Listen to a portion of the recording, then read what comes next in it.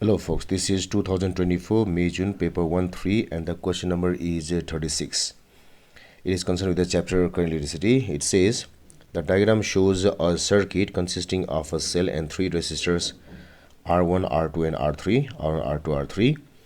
The cell has EMF 1.60 volt is shown here and negligible internal resistance. The current in the cell is 0.64 amperes, so it is 0.64 amperes here, 64 amperes here. It is 0.64 amperes here. The potential difference across R1 is 0.48 volt, so this is the PD across R1.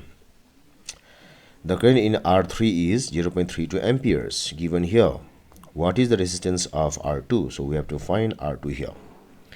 One thing that we need to remember is if this is 1.60 volt, the PD across this region is also 1.60 volt.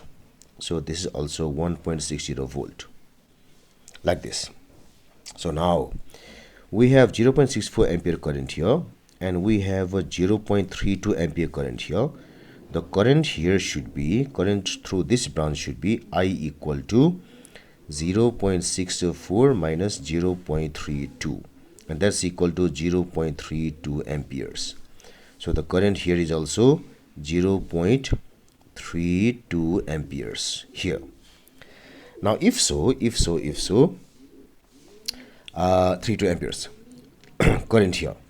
Now we have got PD here 0.48 and PD here 1.60. So the PD across this region will be, which is V2. V2 is equal to whole PD minus this 0.48.